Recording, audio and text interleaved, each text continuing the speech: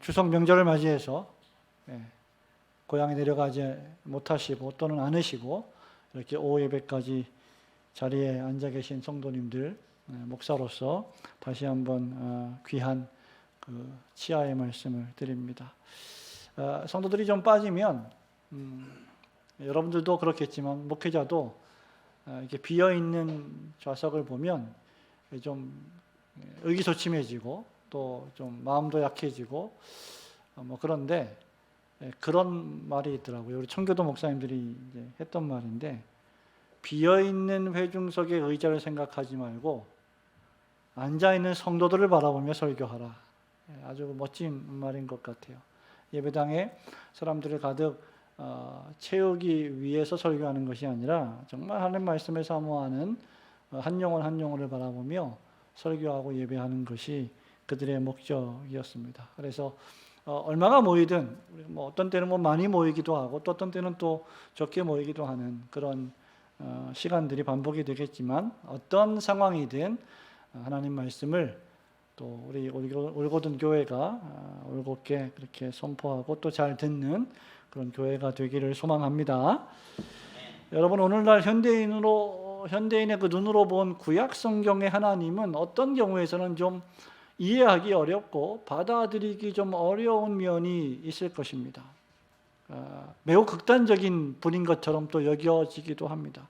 구약의 하나님은 여러분 잘 아시는 것처럼 자기 백성을 보내지 않으신다고 애굽 대제국에 10가지 재앙을 내리시는 분이십니다. 그리고 하나님을 모독하며 우상을 숭배하는 블레셋 제국을 진멸하시는 분이 하나님이십니다.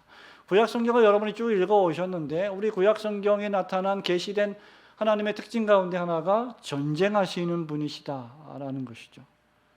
그리고 오늘 우리가 읽은 이 본문의 말씀에도 보면, 우리가 15절 16절만 읽었습니다마는 10절부터 마지막 절까지가 오늘 본문의 배경인데, 하나님의 이름을 모독하는 한 사람을 돌로 치는 장면이 등장합니다. 인권이 신이 되어버린, 제가 종종 그런 표현을 쓰는데요, 오늘날 우리 시대는 21세기는 인권이 신이 되어버린 시대이다. 인간의 권리가 하나님이 되어버린 그런 시대에 기준으로 보자면, 하나님의 이름을 모독하는 이 신성모독에 대해서 이런 돌로 치는 형벌을 내리는 것은 정말 극단적이지 못해 있을 수 없는 일이라고 생각이 들 겁니다. 하지만 여러분, 이 말씀은 천지와 만물의 창조주 하나님께서 당신의 모양과 형상대로 지으신 당신의 사람들, 인간들과의 관계를 얼마나 진지하고 얼마나 중대하고 엄숙하게 생각하시는지를 잘 보여주는 장면입니다. 하나님의 이름을 부른다고 해서 그것 자체가 하나님을 경외하거나 섬기는 것은 아니기 때문입니다. 마태복음 7장에서 마태도 우리 예수님의 말씀을 기억하죠. 나더러 주여 주여 하는 자마다 다 천국에 들어갈 것이 아니라는 엄청난 경고의 말씀을 하셨습니다. 하나님의 이름을 부르고 주님의 이름을 부르고 예수님의 이름을 부르면서도 여전히 하나님을 섬기지 않을 수 있고, 하나님이 안 계신 것처럼 살아가는 사람들이 너무나 우리 사회에 많기 때문입니다. 오늘 우리는 하이델베르크 요리문답의 순서에 따라서 36주차의 10계명 가운데 세 번째 계명을 살펴보려고 합니다. 여러분, 첫 번째 계명은 무엇이었습니까? 너는 나 외에 다른 신을 내게 두지 말라는 것이었으며, 두 번째 계명은 너를 위하여 새긴 우상을 만들지 말라는 계명이었습니다. 첫 번째 계명은 예배의 대상으로서의 하나님을, 두 번째 계명은 예배의 방법으로서의 우상을 숭배하지 말라는 권면의 말씀이었고, 오늘 우리가 살펴보고자 하는 세 번째 계명은 그 하나님을 향한 우리의 태도와 자세에 관한 말씀일 것입니다. 그리고 그것은 특별히 우리의 입술로 하나님의 이름을 부르는 것과 관계하고 있습니다. 하나님은 모세에게 사람들이 여호와의 이름을 모독하면 어떻게 하라고요? 16절에 그를 반드시 죽일지니. 여호와의 이름을 모독하면 그냥 죽이는 것도 아니고 어떻게 해요? 반드시. 안 죽여도 돼. 좀 겁만 줘가 아니라 반드시 죽일지니라 하고 이렇게 명령을 하십니다. 얼마나 엄청난 극단적인 명령입니까? 그러면 여러분, 왜 하나님의 이름을 모독하면, 하나님의 이름을 저주하면 왜 죽임을 당해야만 하는 것일까? 오늘 몇 가지 살펴보려고 하는데, 일단 첫 번째로 여호와 하나님의 이름을 모독하는 일은 죽음이라고 하는 형벌을 당할 만큼 가장 사악하고 큰 죄이기 때문입니다. 하나님이 보실 때 이것보다 더 큰 죄가 없을 정도로 이 죄를 매우 중대한 죄로 여기시는 겁니다. 여러분 15절 16절 우리 읽었는데요. 한 번 더 볼까요? 너는 이스라엘 자손에게 시작. 너는 이스라엘 자손에게 말하여 이르라. 누구든지 그 하나님을 저주하는 죄를 담당할 것이요 여호와의 이름을 모독하며 그를 반드시 죽일지니 온 회중이 돌로 그를 칠 것이니라. 거류민이든지 본토인이든지 여호와의 이름을 모독하면 그를 죽일지니라. 예, 의심의 여지 없이 여호와 이름을 모독하면 반드시 죽이라는 명령이 두 번, 세 번 반복되고 있습니다.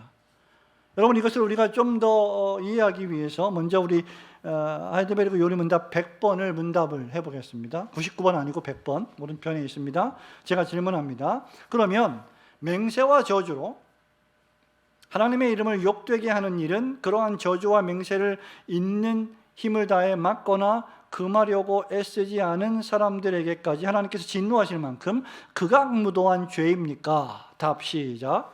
이보다 더 큰 죄 또는 하나님을 더 진노하시게 하는 죄는 없기 때문에 의심의 여지 없이 그렇습니다.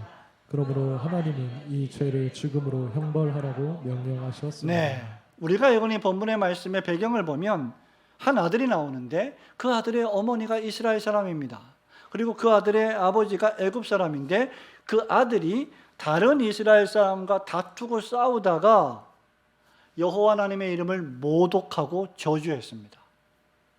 그 결과 하나님은 그 사람을 진영 밖으로 끌어내어 돌로 쳐 죽이라고 명령을 하십니다. 14절에 보니까 그 저주한 사람을 진영 밖으로 끌어내 그것을 들은 모든 사람이 그들의 손을 그의 머리에 얹게 하고, 그러니까 이 손을 머리에 얹게 한다는 것은 이 사람이 저지른 죄는 이 사람에게만 해당된다는 것을 확인하는 겁니다. 그리고 사람들이 그를 돌로 쳐서 죽였습니다. 이 아들은 직접적으로 여호와 하나님의 이름을 많은 사람들 앞에서 모독하고 저주함으로 죽음이라는 하나님의 심판을 면치 못했습니다. 여러분, 반면에 이스라엘의 악한 왕, 이스라엘의 가장 사악한 왕 하면 딱 한 사람, 아합. 그리고 그 안에 이 악명 높은 이세벨. 예, 아합과 이세벨은 열왕기상에 보면 나봇이 정성스럽게 가꾼 포도원이 매우 탐이 났습니다. 이 아합 왕의 부인 이세벨이. 그래서 불량자들, 아주 악한 사기꾼들을 사주해서 열왕기상 21장 21절 이하에 보면 이 나봇을 백성 가운데 높이 올려놓고 나봇이 하나님을 저주했고 나아가 왕도 그 입술로 저주했습니다라고 하는 거짓 증언을 퍼뜨렸습니다. 결국 여호와 하나님의 율법을 통해서 명령하신 것처럼 백성들은 나봇을 끌고 나가서 오늘 본문의 한 아들처럼 나봇을 돌로 쳐 죽였습니다. 나봇이 죽자 나봇의 그 아름다운 포도원은 아합 왕의 부인 이세벨의 것이 되었습니다. 이세벨은 죽은 나봇의 포도원을 강탈했습니다. 그러자 하나님께서 선지자 엘리야를 통해서 아합과 이세벨을 저주하셨고 21절에 이렇게 말합니다. 내가 재앙을 내게 내려 너를 쓸어버리되 내게 속한 남자는 이스라엘 가운데의 매인자나 노인자를 다 멸할 것이다 라고 심판하셨습니다. 여러분, 아합과 이세벨은 그들의 욕심을 채우기 위해서 하나님의 이름, 여호와의 이름을 모독한다는 거짓 증인들을 세움으로써 도리어 여호와 하나님의 이름을 모독한 것입니다. 하나님께서 모세를 통하여 십계명을 주시면서 출애굽기 20장 7절에 세 번째 계명을 이렇게 말씀하시죠. 너는 내 하나님 여호와의 이름을 그 다음 망령되게 부르지 말라. 여호와는 그의 이름을 망령되게 부르는 자를 죄 없다 아니하리라고 분명히 말씀하셨습니다. 도대체 왜 하나님의 이름을 망령되이 일컫는 또는 모독하는 것, 저주하는 것이 그렇게 엄청난 큰 죄일까? 이유는 그것이 바로 하나님의 이름을 그 이름의 영광스러운 가치에 합당하게 대우하지 않는 망령되게 일컫는 일이 되기 때문입니다. 하나님의 이름을 망령되이 부른다는 것은 적어도 하나님의 존재하심과 하나님의 능력을 부인하는 것이 아니라면 적어도 그 하나님의 존재 자체와 그 능력을 매우 하찮게 여기는 일이 되는 것입니다. 여러분, 하나님은 하나님의 이름을 아예 사용하지 못하게 하신 것이 아니라 거짓되게 또는 경솔하게 사용하시는 것을 금하시는 것입니다. 하나님의 이름을 이렇게 사용하는 것은 하나님이요 엄연히 온 세상을 창조하셨고 지금 살아계시며 그 모든 만물을 다스리고 통치하고 계시며 마침내 그 모든 만물을 심판하실 분이심을, 즉 하나님이 섭리하시는 하나님이심을 부인하는, 부정하는 행위가 되기 때문입니다. 여러분, 사도행전 5장 1절부터 4절에 보면 땅값 얼마를 감추고 일부만 사도들 앞에 가져왔던 부부가 있죠. 아나니아와 삽비라처럼 그들 역시 성령, 사람을 속인 것이 아니라 성령 하나님을 속인 일로 하나님의 심판을 받았습니다. 하나님은 사람을 지으실 때 하나님을 영화롭게 하며 그분과 교제하는 것을 영원토록 즐거워하시는데 사람들이 하나님의 이름을 모독하며 저주하며 하찮게 여기고 경솔하게 취급한다면 그분의 이름을 망령되이 부르고 헛되이 취급하는 것이 됩니다. 그리고 그것은 하나님에게 가장 가증한 일이 되는 것이죠. 하나님의 이름이란 하나님의 인격과 하나님의 속성을 나타냅니다. 사람도 마찬가지 아니겠습니까? 여러분이 가진 이름은 그저 이름 석자가 아니라 그 이름에 여러분의 인격과 여러분의 속성이, 여러분의 특징이, 여러분의 모습이 전부 다 고스란히 담겨져 있는 것입니다. 그래서 시인들은 시편에서 그 여호와 하나님의 위대하심을 노래했고 찬양했습니다. 경배했습니다. 시편 145편 3, 4, 5절에서 이렇게 말합니다. 여호와는 위대하시니 크게 찬양할 것이라. 그의 위대하심을 측량하지 못하리로다. 대대로 주께서 행하시는 일을 크게 찬양하며 주의 능한 일을 선포하리로다. 주의 존귀하고 영광스러운 위엄과 주의 기이한 일들을 나는 작은 소리로 읊조리이다. 이렇게 노래했습니다. 우리가 사람의 이름도 함부로 부르거나 경솔하게 취급하지 않고 그 이름으로 그를 존중하는데, 하물며 천지만물을 창조하시고 그 모든 만물을 다스리시고 우리들을 지으시고 사람을 창조하신 그 하나님의 존귀하시고 영광스러운 이름을 우리가 어떻게 경솔하게 취급할 수 있겠습니까? 어떻게 그 이름으로 사람을 속이며 거짓말을 할 수가 있겠습니까? 만약 그렇다면 그것이야말로 살아계신 하나님을 기만하는 일이 되기 때문에 죽음으로 다스릴 형벌이 되는 것입니다. 하나님의 이름을 모독하는 일이 죽음의 형벌에 이를 만큼 큰 죄임을 깨달으시고 여러분의 평생에 하나님의 이름을 결코 망령되이 부르지 않는, 도리어 그 이름을 존귀히 여기시는 성도들이 되시기를 주님의 이름으로 축원합니다.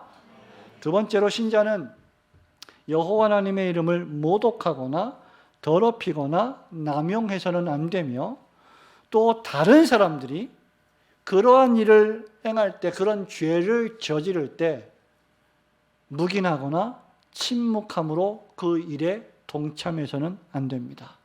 16절 말씀을 한 번 더 볼까요? 여호와의 이름을 모독하면, 시작. 여호와의 이름을 모독하면 그를 반드시 죽일지니 온 회중이 돌로 그를 칠 것이니라. 거류민이든지 본토인이든지 여호와의 이름을 모독하면 그를 죽일지니라. 예, 여호와 이름을 모독하면 그냥 용서해 줘, 뭐 그럴 수 있지, 이렇게 말씀하지 않고 반드시 죽일지니라라고 말하고 있습니다. 그 정도로 이 죄를 하나님은 심각하게 여기신다는 뜻입니다. 그러면 구체적으로 하나님의 이름을 모독하는 죄는 어떤 것들일까?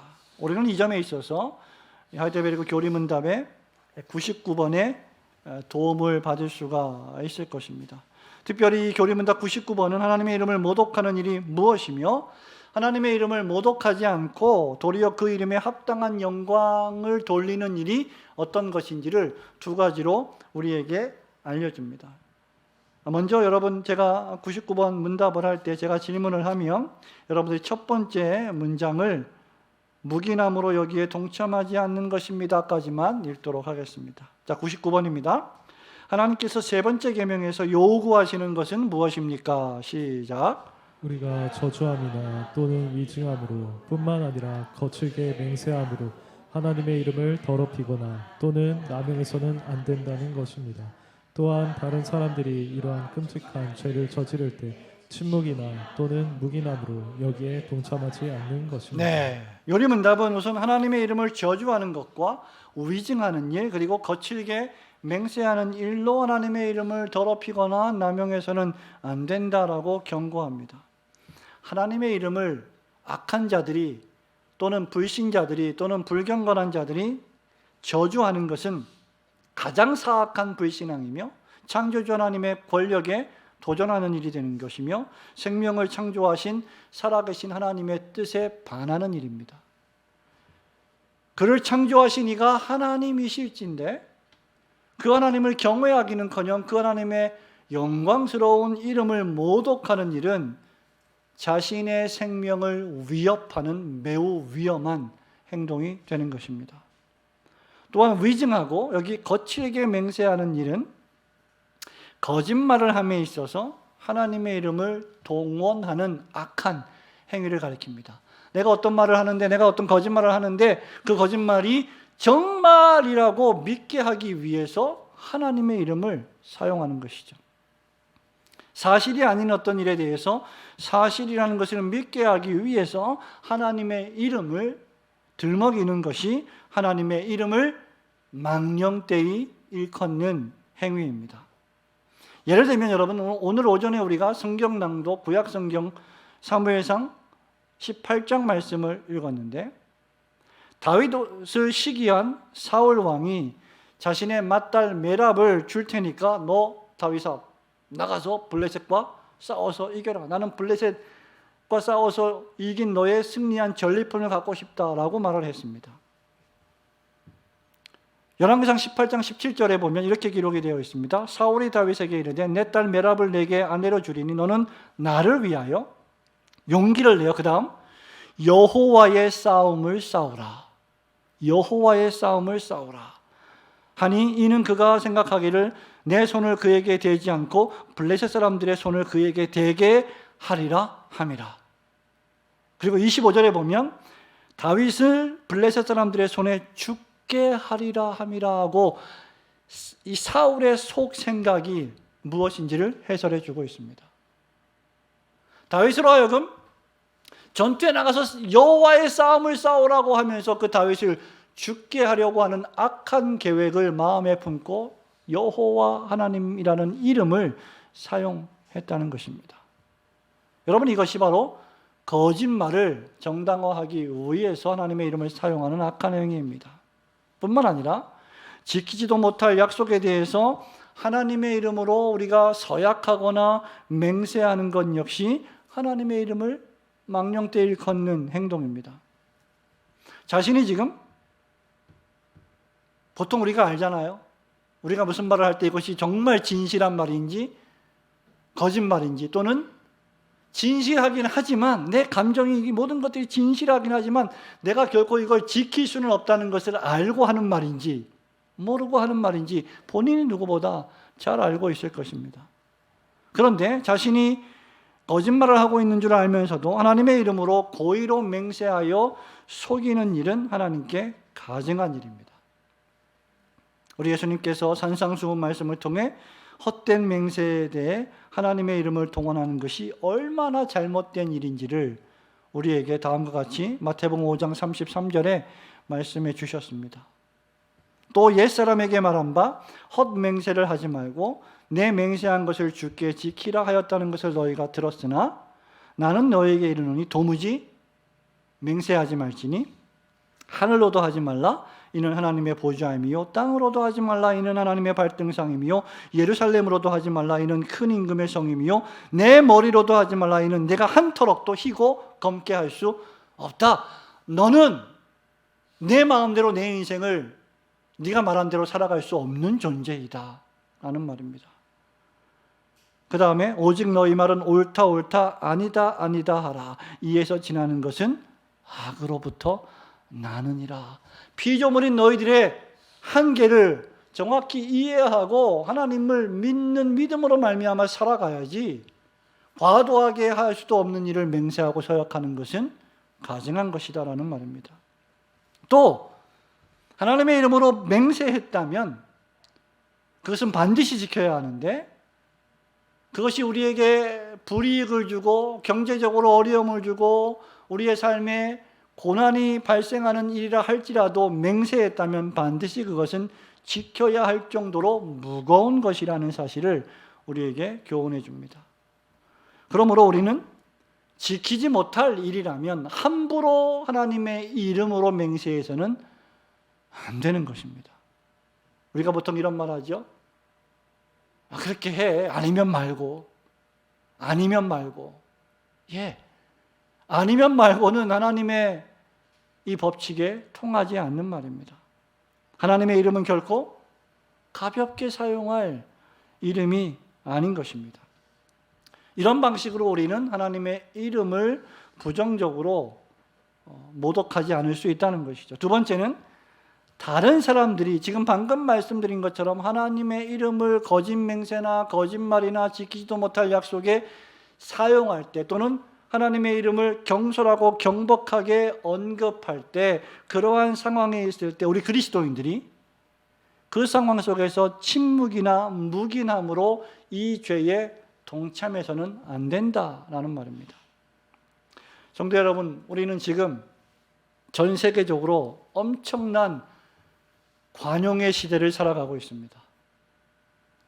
오늘날처럼 하나님의 이름과 교회가 모독을 당하는 시대도 없을 것입니다. 예수를 믿는 신자들은 정말 꽉 막힌 사람인 것으로 치부되고 도무지 말이 안 통하는 사람으로 치부되는 것처럼 보여지게 만드는 것이 우리가 살고 있는 시대의 문화의 현상입니다. 사회 도처에서 많은 사람들이 하나님의 이름을 모독합니다. 교회를 모독합니다. 그리스도인들을 정죄합니다. 그럼에도 불구하고 많은 교회들이 침묵하고 있습니다. 하나님의 이름이 망령되이 일컬어지는 상황이나 현장에서 교리문답은 우리에게 침묵하지 말 것을 요구합니다. 우리가 만약 그런 상황 속에서 못 들은 척 침묵한다면 하나님의 이름을 망령되이 일컫는 일에 동조하는 것이 될 것입니다. 우연한 기회에 국가인권위원장 청문회를 본 적이 있는데 몇몇 의원들이 이 국가인권위원장 후보의 어떤 견해에 대해서 비판을 하면서 창조론을 믿으며 진화론과 창조론이 똑같이 사변이기 때문에 이 두 가지를 교육할 수 있어야 한다라고 하는 것이 국가인권위원장의 견해였습니다. 그것이 후보자의 신념이었습니다. 이에 대해서 국회의원들 몇 명이 질문을 하면서 창조론을 과학으로 증명할 수 있느냐? 저는 그 청문회장이 무슨 그 신학 토론회장인 줄 알았습니다. 그렇게 비판을 합니다. 그런데 그렇게 비판하는 국회의원들 가운데 한 사람은 목사의 아들이고 놀랍게도 또 한 사람은 신학대학원 MDB 과정을 졸업한 전도사 과정을 졸업한 사람들이었습니다. 창조론을 과학적으로 증명할 수 있느냐? 저는 그들이 정말 그리스도인인지 모르겠습니다. 이런 경우에 있어서 하나님의 이름, 하나님의 사역이 모독을 당한다면 이러한 일들에 있어서는 결코 침묵을 할 수 없습니다. 분연히 일어나서 이 일들에 대해서 교회는 말을 해야 할 것입니다. 물론 우리가 신약 시대를 살아가기 때문에 구약 시대처럼 하나님의 이름을 모독해서 이리 와 돌로 쳐 너 죽어야 돼 이렇게 할 수 없겠죠. 그런 일은 있을 수 없습니다. 우리는 지금 신약 시대에서도 새 언약의 시대를 살아가고 있습니다. 하지만 우리는 그런 상황 속에서 그들이 하고 있는 말들이 얼마나 심각한 죄인지를 그들로 하여금 알게 하면서 그들에게 복음을 전해야 합니다. 미국의 캘리포니아에서 목회하고 있는 존 메가더 목사님이 계신데 그레이스 커뮤니티 교회를 1969년에 청빙을 받아 부임해서 지금까지 55년 동안 목회를 하고 계십니다. 근데 이분이 지금까지 대통령이 당선될 때 한 두세 번 정도의 발언을 한 적이 있습니다. 교회에서 설교를 한 적이 있습니다. 특별히 조 바이든 대통령이 대통령 당선되었을 때 미국 대통령은 항상 성경에 손을 얹고 선서를 합니다. 그런데 조 바이든 대통령의 공약 가운데 하나가 무엇입니까? 낙태를 허용하는 것이었어요. 이에 대해서 성경에, 하나님의 말씀인 성경에 손을 얹고 선서하는 일이 얼마나 무서운 일임을 메가더 목사님은 자신의 교회에서 설교했습니다. 왜냐하면 하나님의 말씀인 성경에는 살인하는 것을 죄로 규정하고 있기 때문입니다. 낙태는 살인이죠. 그럼에도 불구하고 그런 것들을 지지하는 자가 성경에 손을 얹고 성경을 모독하는 일을 존 메가더 목사님은 참을 수가 없었던 것입니다. 여러분, 그러므로 우리가 스스로 위증이나 거짓 맹세를 통해 하나님의 이름을 남용하지 않으면서 동시에 그러한 하나님의 이름을 모독하는 경건치 않는 이 세상 속에서 침묵하거나 나아가 그들에게 동조하는 일이 없도록 여러분의 마음과 입술과 행위를 항상 경건하게 하시기를 주님의 이름으로 축원합니다.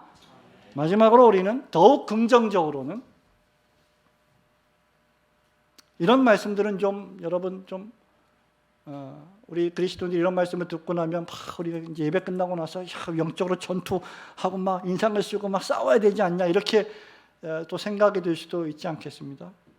그러나 그렇지 않습니다. 하나님의 말씀은 언제든지 우리에게 긍정적인 모습들을 보여줍니다. 우리는 더욱 긍정적으로 하나님의 이름에 합당한 말과 행실로 하나님께 영광을 돌려야 합니다.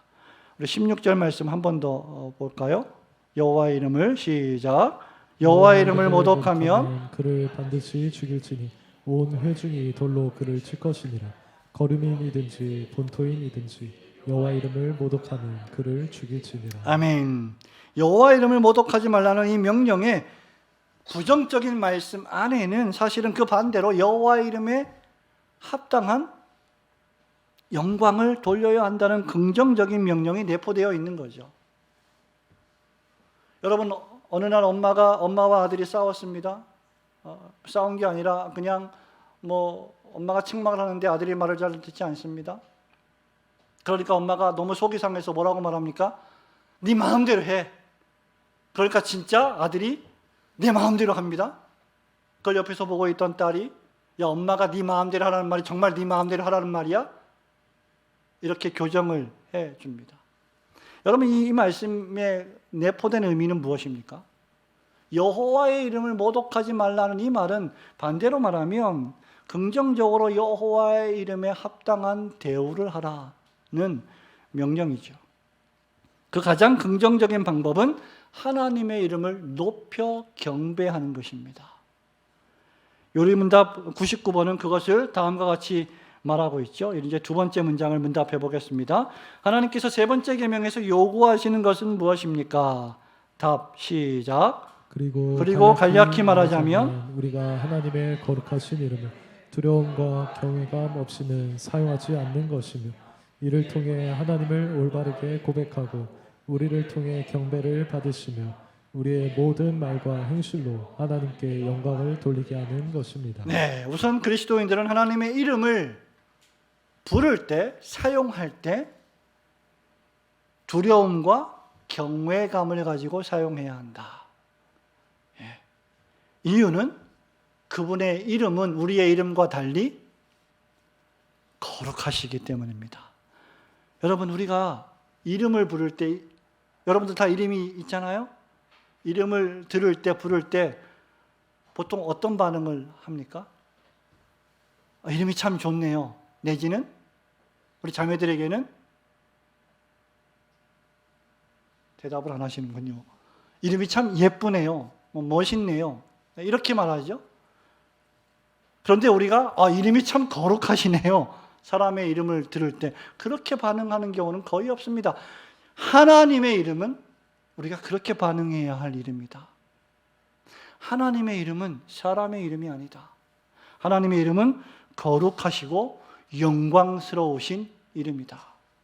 하나님은 우리가 그래서 하나님의 이름을 올바르게, 긍정적으로, 무겁게, 진지하게, 엄숙하게 사용하기를 원하십니다.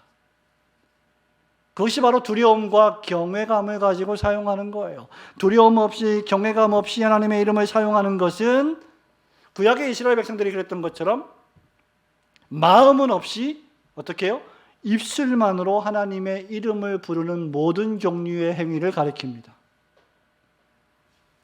우리 예수님께서 마태복음 6장 7절에서 주기도문을 가르쳐 주시면서 너희가 기도할 때 이방인과 같이 어떻게 하지 말라고요? 중언부언하지 말라. 그 다음에 그걸 설명하시는데 그들은 말을 많이 하여야 들으실 줄 생각하느니라 고 했습니다. 여러분, 이 말씀은 하나님의 이름을 경솔하게 부르는 것과 하나님의 이름을 많이 말함으로 미신적으로 사용하는 두 가지 경우 모두를 금하는 말씀입니다. 중언부언이란 무엇입니까? 진실한 마음에 간절함도 없고 하나님의 은혜와 축복을 정말 열망하면서 그 축복을 받고자 하는 참된 진지한 열정도 없이 그저 기도에 하나님의 이름을 사용하는 것입니다. 그리고 그런 하나님의 이름을 많이 부를수록 기도가 응답된다고 생각하는 것 역시 하나님의 이름을 모독하는 또는 경솔하게 취급하는 행위가 될 것입니다.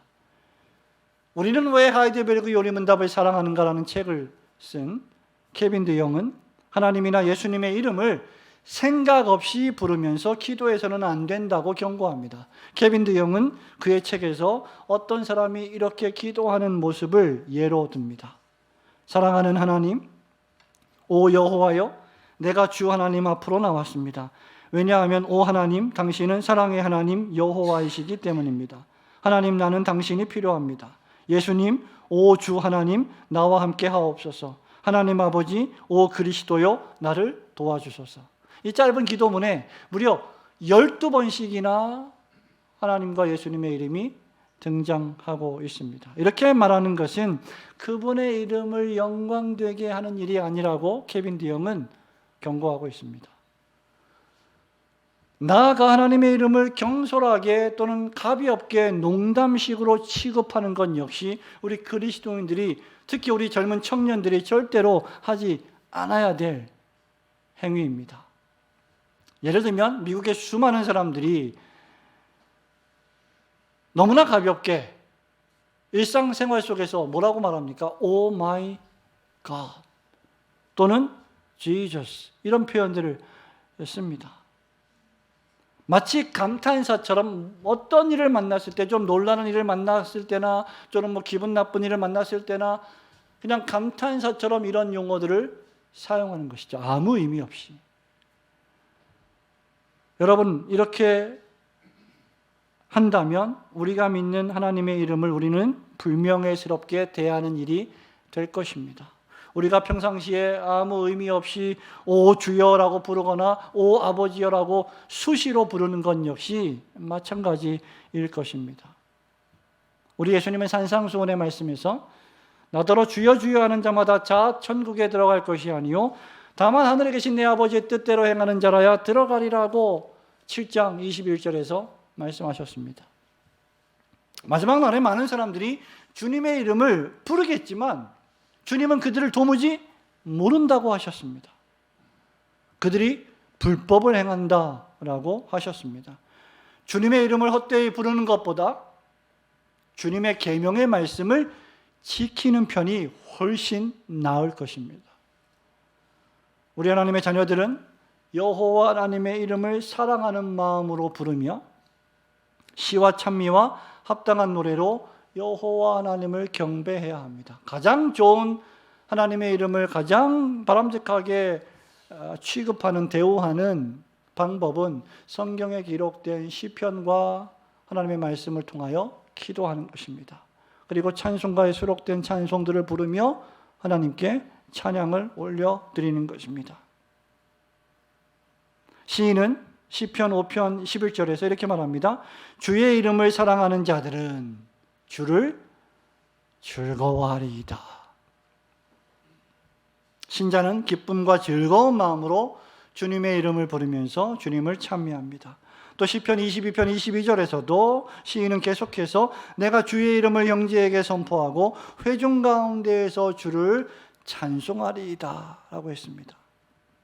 왜냐하면 시편 8편 1절에 보면 여호와 주의 이름이 온 땅에 아름다우며 주의 영광이 하늘에 덮여 있기 때문입니다. 그래서 하나님께서 우리에게 베푸신 구원의 은혜가 너무나 놀랍고 크기 때문에 우리는 여호와 하나님의 이름을 경배하고 찬양하는 것이죠. 그렇게 시인은 계속해서 시편 104편 1절에서 여호와께 감사하고 그의 이름을 불러 아뢰며 그가 하는 일을 만민 중에 알게 할지어다 라고 노래했습니다. 하나님은 우리가 당신의 이름을 부르기를 원하십니다. 그러나 바르게 성경적으로 거룩하고 경건하게 기쁨과 즐거움 가운데 부르기를 원하십니다.